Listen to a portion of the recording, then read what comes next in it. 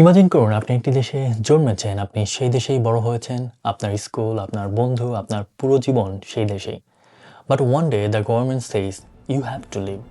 Recently সুইডেনে এরকমই একটি ঘটনা ঘটেছে। একটি ৮ বছরের শিশুকে ডিপোর্ট করে দেওয়ার সিদ্ধান্ত নেওয়া হয়েছে। যে শিশুটি এই দেশেই জন্মেছে, তার পুরো জীবন সে এখানে কাটিয়েছে। তার ফ্যামিলি অ্যাসাইলাম কেস রিজেক্ট হওয়ার কারণে সুইডিশ মাইগ্রেশন এজেন্সি তাদের দেশ ছাড়ার নির্দেশ দিয়েছে। সুইডেন এখন ইমিগ্রেশন পলিসি নিয়ে বড় পরিবর্তনের পথে। Citizenship rules, welfare policies, integration requirements সব কিছুতেই চেঞ্জ হচ্ছে। এখন প্রশ্ন হচ্ছে, সুইডেন কি আগের মতো আছে?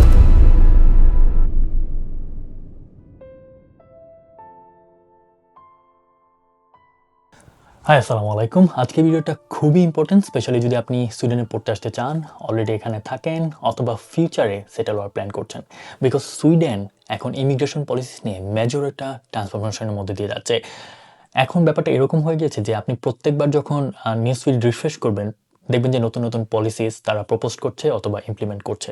So today will talk about new citizenship rules, language test requirements, proposed welfare policy changes, PR and immigration future, and most importantly, is Sweden still a good choice for Bangladeshi students?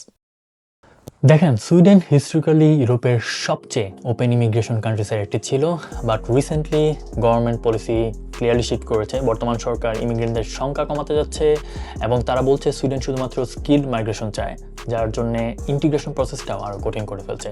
এরই ধারাবাহিকতায় কিন্তু আমরা দেখতে পাচ্ছি নতুন citizenship rules. Government এখন focus করছে stronger integration, skill migration এবং স্ট্রিটার সিটিজেনশিপ রুলস। গভর্নমেন্টের আইডিয়া খুবই সিম্পল এখানে। তারা বলছে if you want to become Swedish, you should understand Sweden. তো এবার আসি নতুন সিটিজেনশিপ রুলসে কী কী থাকছে। প্রথমত সুইডিশ ল্যাঙ্গুয়েজ টেস্ট এবং সিভিক টেস্ট। এখন থেকে সুইডেনে আপনি নাগরিকত্ব পেতে হলে আপনাকে প্রুফ করতে হবে যে আপনার সুইডিশ ল্যাঙ্গুয়েজ স্কিল রয়েছে এবং সোসাইটি নিয়ে আপনার ভালো ধারণা রয়েছে। আপনার রাইটস এবং রেসপন্সিবিলিটি নিয়ে আপনি অ্যাওয়ার আছেন। স্বভাবতই এখন প্রশ্ন আসে, তাহলে এই টেস্টগুলো তারা কীভাবে নেবে? আপনি যদি বাংলাদেশি হন, সুইডেনে থাকেন, তাহলে এই ইনফরমেশনটা আপনার জন্য। আমি রিসেন্টলি একটা ফেসবুক গ্রুপ ক্রিয়েট করেছি, যেটা হলো বাংলাদেশি এন্টারপ্রেনার্স ইন সুইডেন। এখানে আপনারা যারা বাংলাদেশি বিজনেস ওনার আছেন বা এন্টারপ্রেনার্স আছেন, আপনারা চাইলে আপনাদের বিজনেস প্রমোট করতে পারবেন। তাছাড়া আমরা যারা কনজিউমার লেভেলে আছি, আমরা অনেক সময় যেটা হয় যে আমরা সুইডেন আসার পর বাংলাদেশি প্রোডাক্ট বা সার্ভিস কোথায় খুঁজে পাবো সেটা খুঁজে পাই না। আমরা জানি না সবগুলো কোথায় আছে, বা অনেকে আছেন অনলাইনে প্রোডাক্ট বা সার্ভিস সেল করে থাকেন, হোমমেড ফুড সেল করে থাকেন, অনেকে বাংলাদেশ থেকে বিভিন্ন ড্রেস এনেও সেল করে থাকেন, আবার অনেকের রেস্টুরেন্ট রয়েছে, অনেকের পার্লারও রয়েছে। সো অনেক অনেক বাংলাদেশি বিজনেস এখানে রয়েছে, কিন্তু আমরা আসলে সবগুলো জানি না। আমার কাছে পার্সোনালি মনে হয়েছে যে বাংলাদেশি যে কমিউনিটিগুলো রয়েছে, ফেসবুকে বলেন বা অন্যান্য জায়গায় রয়েছে, সেখানে এই বিজনেসগুলো নিয়ে কোনো কথাবার্তা হয় না।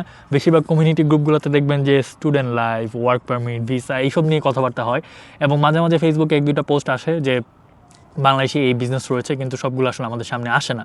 সো এই জায়গা থেকে আমার কাছে মনে হলো যে একটা ফেসবুক গ্রুপ ক্রিয়েট করা উচিত, যেখানে আসলে আমরা বাংলাদেশি ওনার যারা রয়েছেন, বাংলাদেশি বিজনেস যেগুলো সুইডেন রয়েছে, সেগুলো আমরা একসাথে সবগুলো খুঁজে পাবো।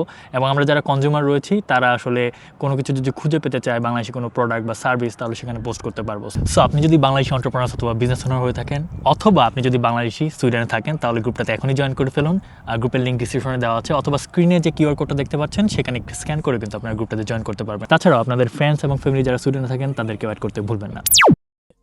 ল্যাঙ্গুয়েজ টেস্ট কি বেসিক লেভেলে হবে নাকি অ্যাডভান্স লেভেলে হবে, যে আবেদনকারীরা পাশেই করতে পারতেছে না? বা সিভিক টেস্টের কথা যেটা তারা বললো, সেটা তারা কিভাবে নেবে? এখন পর্যন্ত এই বিষয়ে আসলে ডিটেলস কোনো কিছু জানা যায় নাই। নিউজ মিডিয়াগুলো থেকে যতটুকু জানা গেছে, পলিসি মেকাররা এখনও এগুলো নিয়ে কাজ করছে, অথবা খুব শীঘ্রই তারা এটা নিয়ে ডিক্লেয়ার করবে কীভাবে এই ল্যাঙ্গুয়েজ টেস্ট বলেন বা সিভিক টেস্ট বলেন তারা সেটা নেবে। তাছাড়াও আগে যেখানে 5 বছর রেসিডেন্ট পারমিট থাকলে আপনি সুইডিশ নাগরিকত্বের জন্য অ্যাপ্লাই করতে পারতেন, সেই জায়গায় এখন লাগবে 8 বছর।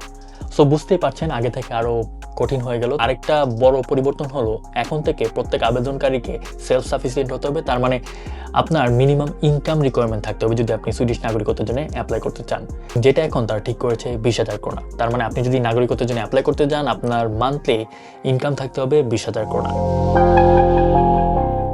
আপনারা জানেন যে সুইডেনে ওয়ার্ক পারমিট নিয়ে গত কয়েক বছর ধরেই অনেক কথা হচ্ছে, অনেক ঝামেলা চলতেছে, কারণ তারা প্রত্যেক বছর যে রিকোয়ার্ড স্যালারিটা থাকে সেটা বাড়াচ্ছে। এবং গত বছর এটা নিয়ে আমি একটা ডিটেলস ভিডিও করেছিলাম, যেখানে আমি বলেছিলাম যে তারা ওয়ার্ক পারমিটের জন্য যে স্যালারি রিকোয়ারমেন্টটা সেটা তারা মিডিয়ান স্যালারি 80% করে ফেলছে, 27,000 সামথিং ছিল। এই বছর থেকে তারা এটাকে মিডিয়ান স্যালারি 90% করে ফেলতেছে। এই বছরের জুন থেকে আপনি যদি ওয়ার্ক পারমিটে যেতে চান তাহলে আপনাকে প্রতি মাসে স্যালারি পেতে হবে 33,360। এই স্যালারির কমে আপনি যদি স্যালারি পান তাহলে কিন্তু আপনি ওয়ার্ক পারমিটের ভিসা পাবেন না।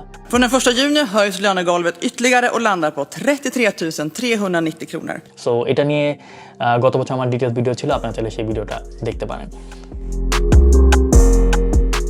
আরেকটা বড় পলিসি ডিসকাশন হচ্ছে ওয়েলফেয়ার সিস্টেম নিয়ে। গভর্নমেন্ট প্রপোজ করেছে ইমিগ্রেন্ট যারা জানুয়ারি 1, 2027 পরে সুইডেনে আসবে তাদের ওয়েলফেয়ার বেনিফিটস পাওয়ার আগে 5 বছর ওয়েট করতে হবে। যেমন ধরেন child allowance, housing benefit, parental leave benefit বা সিক লিভ বেনিফিট, এই বেনিফিটগুলো তারা আর পাবেন না 5 বছরের আগে। যেটা আমরা এখন ইমিগ্রেন্ট যারা আছি তারা কিন্তু সুইডেনে আসার পর থেকেই সেই সোশ্যাল ওয়েলফেয়ার বেনিফিটগুলো পেয়ে থাকি। সো এটা আমি বলবো যে একটা বিরাট বড় চেঞ্জ, কারণ এটা যদি তারা ইমপ্লিমেন্ট করে ফেলে, ইমিগ্রেন্ট যারা পরবর্তীতে আসবেন 2027 থেকে, যেটা তারা বলছে যে জানুয়ারি 1, 2027 থেকে তারা সেটা ইমপ্লিমেন্ট করবে, তাদের জন্য লাইফটা কিন্তু অনেক কঠিন হয়ে যাবে। So now my honest advice for বাংলাদেশিস। এখন অনেকে আমাকে প্রশ্ন করতে পারেন যে ভাই তাহলে কি সুইডেন স্টুডেন্টের জন্য খারাপ দেশ হয়ে গেল?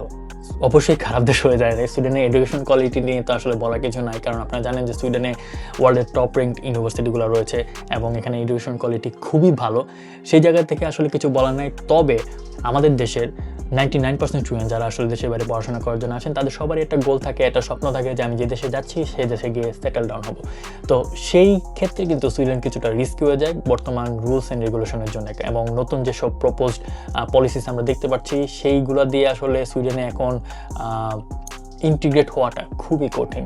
সো আমি আপনাদেরকে বলবো যে যারা আসলে প্ল্যান করছেন ইউরোপে আসবেন বা সুইডেনকে আপনারা আপনাদের চয়েস লিস্টে রেখেছেন, আমার মনে হয় যে সুইডেন আসলে ফার্স্ট চয়েসে রাখার মতো কোনো কান্ট্রি এখন আর নাই, কারণ যে কঠিন তারা করতেছে তার চেয়ে অনেক ইজি প্রসেসে ইউরোপের অনেক কান্ট্রিতে আপনি সেটেল হতে পারবেন। সো আমি আপনাদেরকে বলবো যে যারা আসলে ইউরোপে আসতে চান আপনারা ইউরোপের অন্যান্য কান্ট্রিগুলো নিয়ে একটু রিসার্চ করেন, দেখেন আপনার বাজেটের সাথে অ্যালাইন করে এরকম কান্ট্রিগুলো চুজ করে এবং একটা ফিউচার গোল ঠিক করে যে আমি যদি এই কান্ট্রিতে যাই আমার 5 বছর পরে আমার পাসপোর্ট আমি হাতে পাবো, এরকম একটা গোল ঠিক করে আপনারা কান্ট্রি সিলেক্ট করেন এবং সেই কান্ট্রিতে যান।